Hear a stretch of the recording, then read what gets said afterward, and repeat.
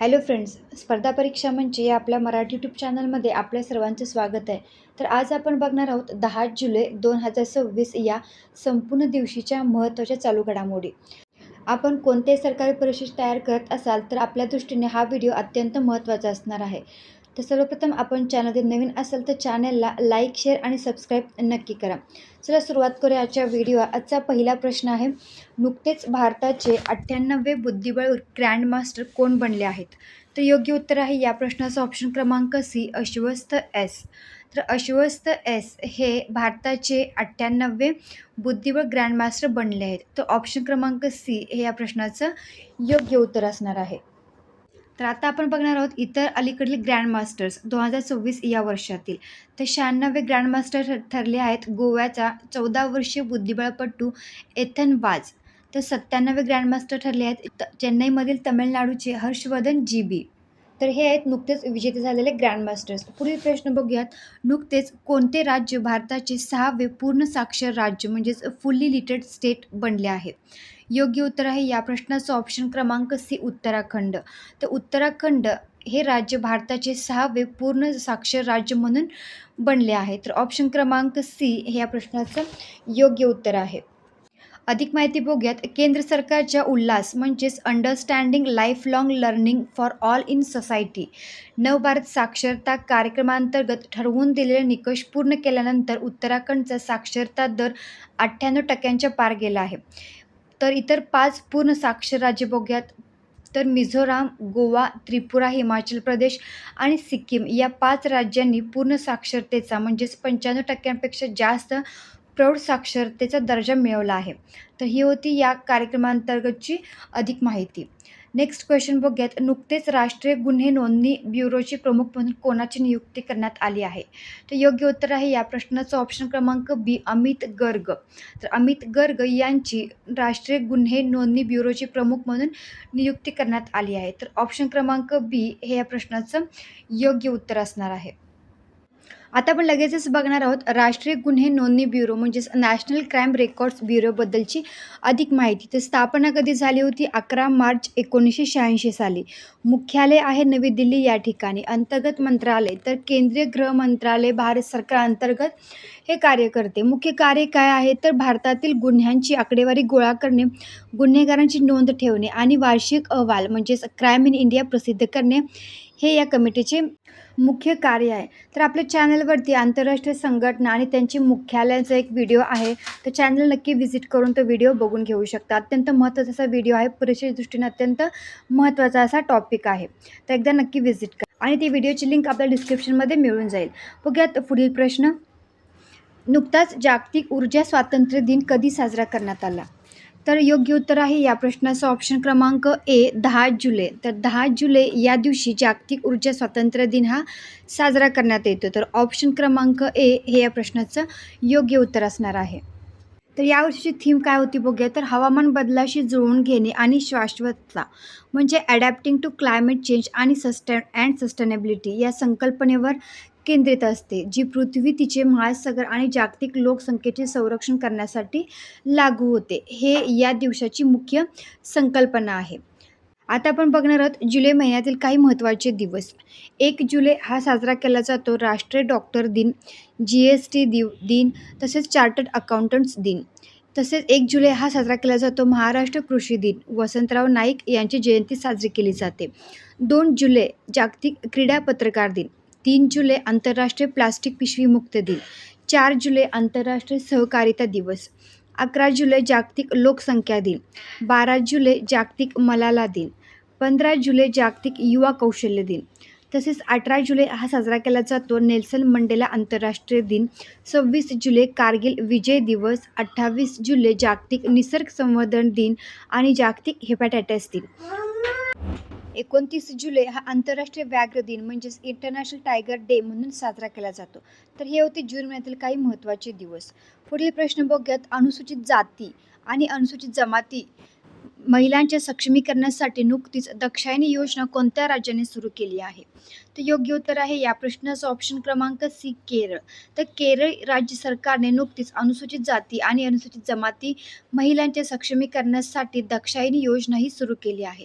तर ऑप्शन क्रमांक सी हे या प्रश्नाचं योग्य उत्तर असणार आहे. तर आता आपण केरळ या राज्याविषयीची काही मूलभूत माहिती बघून घेऊयात. तर राज्याची स्थापना कधी झाली होती? 1 नोव्हेंबर 1956 साली. राजधानी आहे केरळची तिरुअनंतपुरम. एकूण जिल्हे आहेत 14 जिल्हे. सर्वात मोठा जिल्हा आहे इडुक्की. सर्वात जास्त लोकसंख्येचा जिल्हा आहे मलप्पुरम. अधिकृत भाषा बोलली जाते मल्याळम आणि इंग्रजी.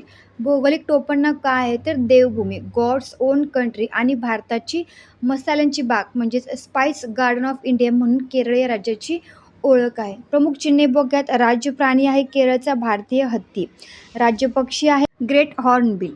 राज्य वृक्ष आहे नारळाचे झाड म्हणजेच माड आणि राज्य फळ फणस म्हणून केरळची ओळख आहे.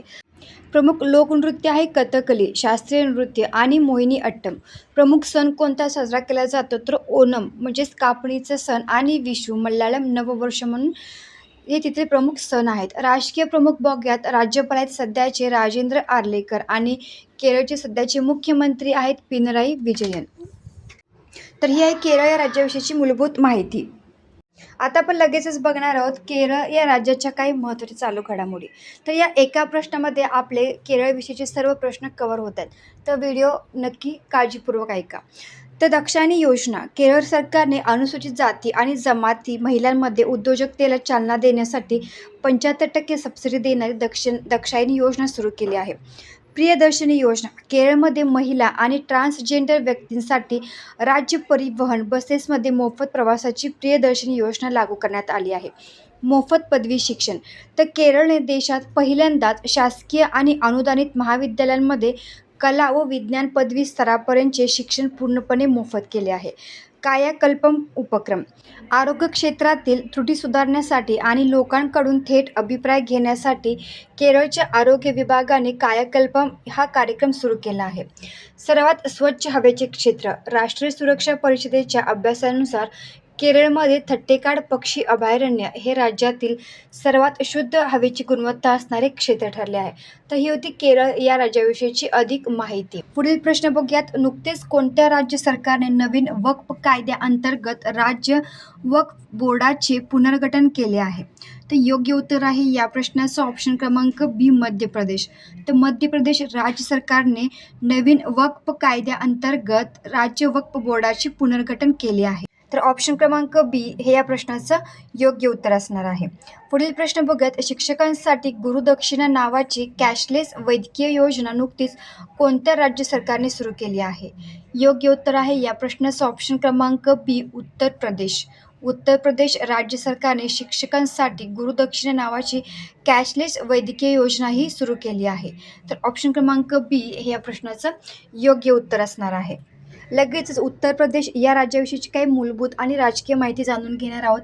राजधानी आहे लखनौ उत्तर प्रदेश या राज्याची. उत्तर प्रदेश दिन हा साजरा केला जातो 24 जानेवारी दिवशी. मुख्यमंत्री कोण आहेत? तर योगी आदित्यनाथ हे सध्याचे उत्तर प्रदेश या राज्याचे मुख्यमंत्री आहेत. राज्यपाल आहेत आनंदीबेन पटेल. उत्तर प्रदेश राज्य भारतात ऊस, गहू, दूध, बटाटा आणि भाज्या आणि एकूण अन्नधान्य उत्पादनात पहिल्या क्रमांकावर आहे. सर्वोच्च शिखर कोणते आहे? तर अमसोट चोटी म्हणजेच अमसोट शिखर हे उत्तर प्रदेशमधील सर्वात उंच ठिकाण आहे. क्षेत्रफळ आणि मोठा जिल्हा. लखीमपूर खीरी हा उत्तर प्रदेशमधील 7,680 चौरस किलोमीटर क्षेत्रफळासह सर्वात मोठा जिल्हा आहे. राजधानीचा इतिहास बघूया. राज्याची राजधानी आधी आग्रा, त्याच्यानंतर अलाहाबाद आणि 1921 पासून लखनौ येथे स्थलांतरित करण्यात आली आहे. राजकीय नृत्य आहे कथक हे उत्तर प्रदेशचे अधिकृत शास्त्रीय नृत्य आहे. तर ही होती उत्तर प्रदेश या राज्याविषयीची काही महत्त्वाची माहिती. पुढील प्रश्न बघूयात. नुकतीच ब्रिक्स महिला मंत्र्यांची बैठक म्हणजेच ब्रिक्स वुमेन मिनिस्टर मीटिंग कोठे संपन्न झाली आहे? तर योग्य उत्तर आहे या प्रश्नाचं ऑप्शन क्रमांक बी, कोच्ची. केरळमधील कोच्ची या ठिकाणी ब्रिक्स मंत्र्यांची बैठक संपन्न झाली. नेक्स्ट क्वेश्चन बघूयात. नुकतेच कोणत्या राज्यातील नॅचरल हिस्ट्री म्युझियमला भारताचे 21वे डेझिग्नेटेड रिपॉझिटरी म्हणून घोषित करण्यात आले आहे? तर योग्य उत्तर आहे या प्रश्नाचं ऑप्शन क्रमांक डी, मिझोराम. तर या आहेत 10 जुलै 2026 या दिवशीच्या संपूर्ण महत्त्वाच्या चालू घडामोडी. आता आपण काही रिव्हिजनचा पार्ट कव्हर करणार आहोत. आत्तापर्यंत झालेल्या चालू घडामोडी. तर भारतीय युनिफाईड पेमेंट्स इंटरफेस प्रणाली स्वीकारणारा ग्रीस हा जगातील 10वा देश बनला आहे. तुषार मेहता यांची भारताचे सॉलिसिटर जनरल म्हणून नियुक्ती करण्यात आली आहे. डॉक्टर बिनॉय जॉर्ज यांची उरुग्वे देशात भारताचे नवीन राजदूत म्हणून नियुक्ती करण्यात आली आहे. थोडक्यात आपला पूर्ण करंट अफेअर्सचा पार्ट कव्हर होणार आहे, रिव्हिजन होणार आहे. तर व्हिडिओ स्किप अजिबात करू नका. तेलंगणामध्ये एका रस्त्याला अमेरिकेचे माजी राष्ट्राध्यक्ष डोनाल्ड ट्रम्प यांचे नाव देण्यात आले आहे. चीनच्या लाइनशाईनच्या सुपर कॉम्प्युटरला जगातील सर्वात वेगवान आणि शक्तिशाली सुपर कॉम्प्युटर घोषित करण्यात आले आहे. खीर भवानी मेळा या प्रसिद्ध वार्षिक मेळ्याचे आयोजन जम्मू आणि काश्मीरमध्ये केले जाते. महेश दीक्षित यांची इंटेलिजन्स ब्युरो IB चे नवीन प्रमुख म्हणून नियुक्ती करण्यात आली आहे. बुद्धिबळपटू हर्षवर्धन जी.बी. हे भारताचे 97वे चेस ग्रँडमास्टर बनले आहेत. तसेच ईशान्य भारतातील सर्वात मोठ्या ऑर्गॅनिक मसाला प्रोसेसिंग प्लांटचे उद्घाटन मेघालय राज्यात करण्यात आले आहे. पुढील पार्ट बघूयात. फायनान्शियल ॲक्शन टास्क फोर्सच्या FATF नवीन अध्यक्षपदी विवेक अग्रवाल यांची नियुक्ती करण्यात आली आहे. पंतप्रधान नरेंद्र मोदी यांना सेशेल्सचा सर्वोच्च नागरी सन्मान guardian of the blue horizon प्रदान करण्यात आला आहे. अबी अहमद यांची इथिओपियाचे पंतप्रधान म्हणून नियुक्ती करण्यात आली आहे. नॉर्वे देशातील प्राथमिक शाळांमध्ये जनरेटिव्ह AI साधनांच्या वापरावर जवळपास पूर्णपणे बंदी घातली जात आहे. फिफाने नेपाळच्या फुटबॉल संघाला निलंबित केले आहे. पश्चिम बंगाल सरकारने महिलांची सुरक्षा अधिक मजबूत करण्यासाठी दुर्गा स्क्वॉड सुरू केला आहे.